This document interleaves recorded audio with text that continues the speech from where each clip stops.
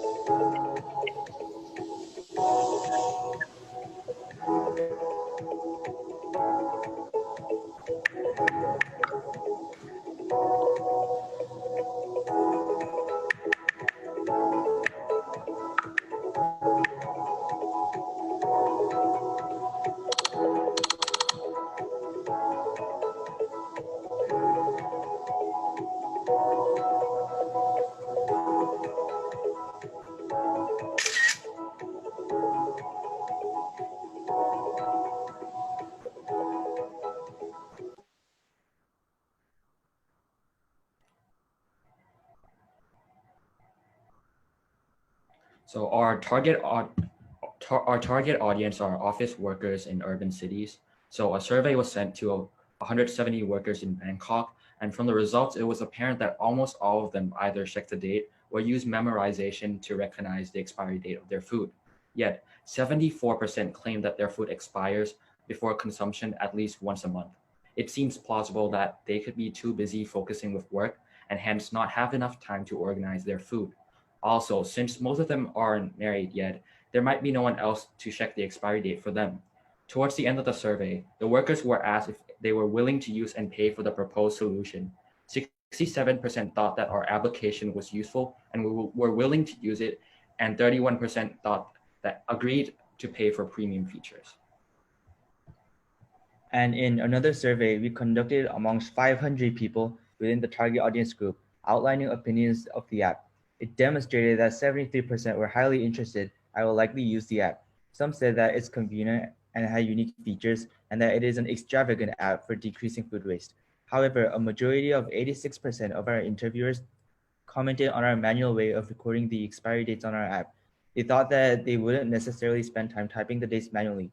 So with those feedback, we added a timestamp barcode scanner and made scroll bars to insert the date and cameras to distinguish its location and product more comfortably.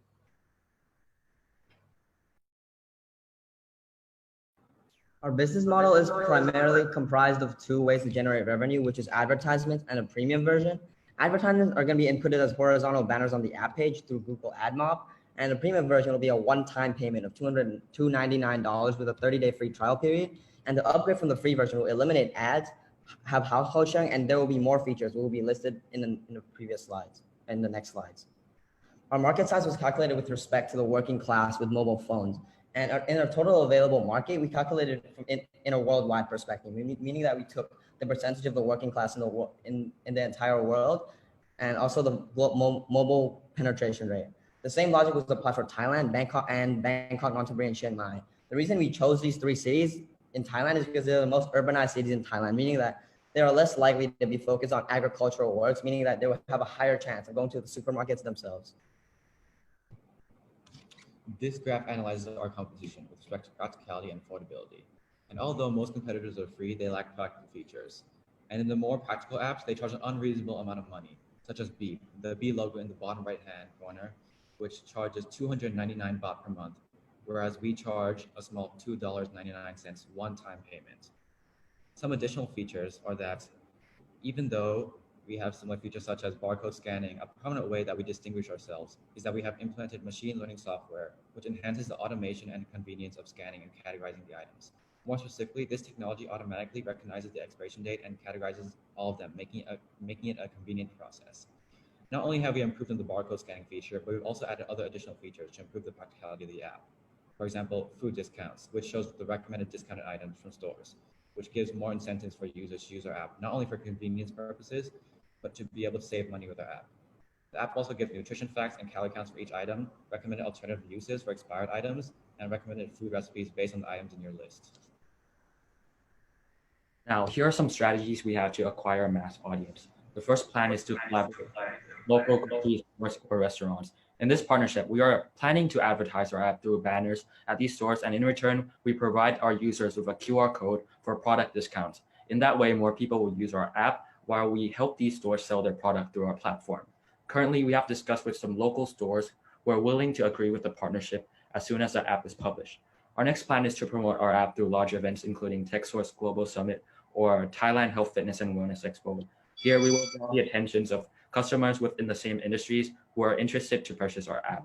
Another strategy is to sponsor social media influencers to promote our app through their platform. Right now, we have to reach out to several YouTubers that create lifestyle type content who are willing to advertise the app towards their subscribers. By doing this, we will be able to expand our business into the global market. This graph shows a five-year prediction of our app, and the graph was calculated from the market research, which we found that 30% of the users would generally use the premium version, whereas the other 70% of the users would not use the premium version, which means that we would be making money from advertisements. And the total net income after 5 years is $5,200,1,959. This is our team. Thank you for listening.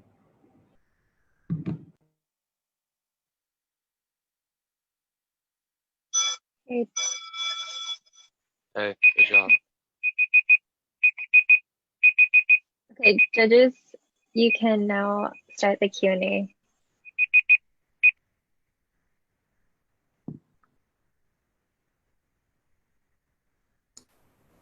Maybe I will just go first then. Yeah, great presentation. I like it that you guys are very in-depth and has a prototype to show as well. I don't think this is an entirely new idea. I have seen it before, and obviously in your competitor analysis, you do have other competitors there as well. But one of the, I think it's more of a comment and a suggestion than a question. But I think one of the more interesting business models that I've seen so far is that potentially you already know what your users are buying and when the expiry dates are, to help them to schedule a grocery run. So my milk is this brand that I use and it's expiring soon, to work with a grocery partnership, a grocery delivery company to deliver to the customer or the user even before they need it, and you monetize from there. That is an interesting model that you can look into. I think the data itself will be very interesting and very useful. And if it comes to such an extent that you don't even need to charge the users for it, your adoption might be higher for you to be able to, I guess, cross-sell other services. But I think in general, it's a really good presentation. So thank you guys. Well done. Nobody clapped for you, so I'll clap for you. Thank you. Okay.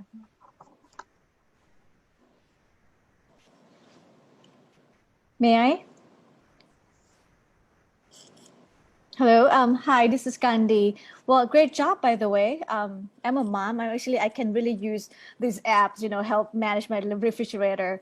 But can you share with us a bit, how would you quantify the social impact? I remember that you mentioned the reduction of the food waste. By using these apps, how can we quantify that social impact? I'm sorry, can you please repeat the question? Sure. Sorry. Okay, it's sketchy, yeah. Well, I see that you quantify the revenues, the money that you're going to make. But I'm more interested in the social impact, the way that you make the environment better, reduce the food waste. Can you give me some estimates? How would you help in that sense of the environment issue? Okay. Well, I think that an approximate way we can, I guess, see the social impact is to follow up with the organization which calculated the amount of food waste in Thailand in the first place. And once we're able to see that, and let's say this app runs for another year or two, we can see and we can check in with them again, see how much the food waste has decreased itself, and perhaps that's how we can see the social impact. Thank you. Thank you. Okay, so maybe I'll go next. Actually, I have two questions. In your opinion, about food waste, what is actually happening that people buying food and they let the food waste before they be able to eat? What in your opinion, what is actually the problem here? Well, I guess generally the problem is that people are, I guess, are too lazy, or either they forget to check the expiration dates of their food. Obviously, this will lead to people where they don't realize their food expired, and the next time they check, it's already too late and it's expired, which obviously contributes to food waste. Okay. So my second question is, in your opinion, what is your biggest cost to operate your business? I'm sorry, can you please repeat the question? What is your biggest cost to operate your business?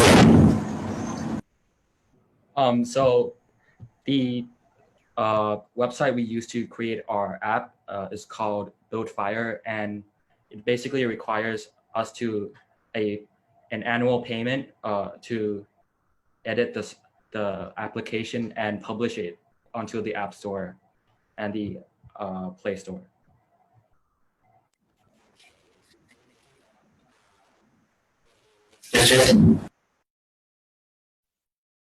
Okay, so I should go next. I have a couple questions which related. So the first one is, so can you mention us who is your first customer? And the second, how will you gonna change the behavior of the people that haven't been checking the expiring date of the food before?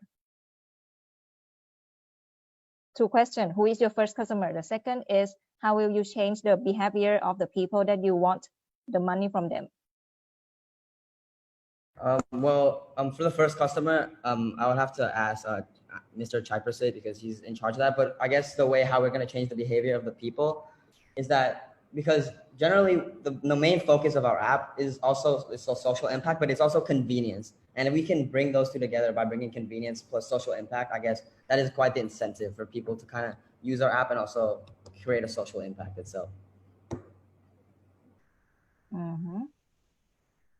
Is there anything so you should clarify? A bit. Okay. So then who is your first customer? So, I'm pretty sure. Yeah. Okay. You can go. So our first customer, as mentioned in the validation slide, Mr. Triprasad has lots of workers in his company, and so we interviewed about approximately 500 of the workers in Thailand. So they use the app first. All right. Okay. Thank you.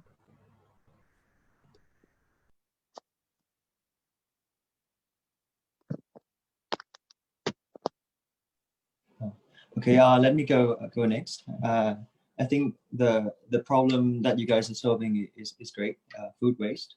But from my personal experience, I think people would pay if you save them time. That's really the market thesis. So instead of just doing the food expiration reminder, I would say you should add the delivery aspect, or the renew, the auto renew feature. Say if, for things like, I have things like, a shaver that I have to buy every month. You should do, this auto renew function where it auto deliver to the address of the customers every month, or socks or shaver, toothpaste, not just to reminder the customers of their food, the expired date. If you look at the other successful companies, either Grab or Happy Fresh or Amazon Go, say if you look at all the department stores, they are shutting down, right? But they got the market thesis wrong. People actually want to touch the food and the egg, the vegetables, but they don't want to stand in line waiting for to pay for those products. It's time consuming. So Amazon Go created this technology where people can go and grab their sandwiches within 13 seconds to save people's time. And it's the only department store that is growing fast right now in the United States. It saves people time. Same with Grab or Happy Fresh. So I think instead of just having me to input the timestamp myself on the app, which is a waste of time personally for me, I would rather use this app where you deliver me toothpaste, shaver, food products every month together with the expiry date. And also if you could add, say, blockchain feature that you can trace the quality of the products, because it also, this app would give me time, right? Extra time plus quality products. I saw you show some health metrics like calorie, right? But how would you differentiate yourself to Grab or Happy Fresh or Lyman? Is that your app should also be able to trace back from farm to table if this product or this milk that I'm about to consume is of good quality, or this egg really comes from a factory that allows chicken to exercise every lunchtime, to differentiate that I am getting the best product here, and I don't need to to keep buying the same product every month. It auto deliver to my house. I think that would differentiate yourself. So another market thesis you might want to explore is how do you save people's time? People will pay for your app if you can save them time. But the phone penetration metrics is correct. Thailand is a mobile-driven economy. On average, we have 1.4 phones. The internet penetration is great. You just need to refine the business model a bit. Because if you're going to charge $2, as a lifetime subscription base, and you are going to earn, say, $5 million in 5 years, I don't think that's the metrics that you can reach by this current business model. You might need to add extra feature to that, or even let's say if you can reach $5 million in 5 years, say a P of 10, right? Investors would give your company a valuation of $52 million. And if you divide it by the number of users, say users of this kind would maybe be valued at $100 per user. You have to have at least 500,000 users in your app. Is that your market size? For Facebook, it's a premium users, right? Repetitive users. The market value per user is $257 per Facebook user. That's how much the investor is giving Facebook its valuation. But for your app, the user is not as premium, right? So maybe say $100 per user, you have to reach at least $500,000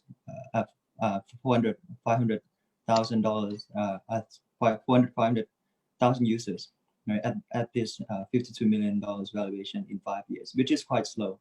So I would say you should add more features.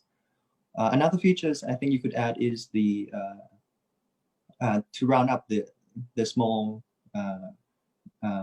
decimal points. Say if I buy an egg or milk, it's $2.50. I can round up to $3, and this 50 cents, it would auto invest in stocks or saving for customers to round up the small. Unfortunately, Q&A time is up.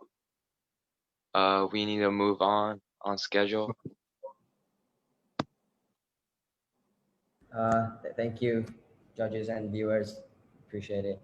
Thank you. Thank you. Thank you.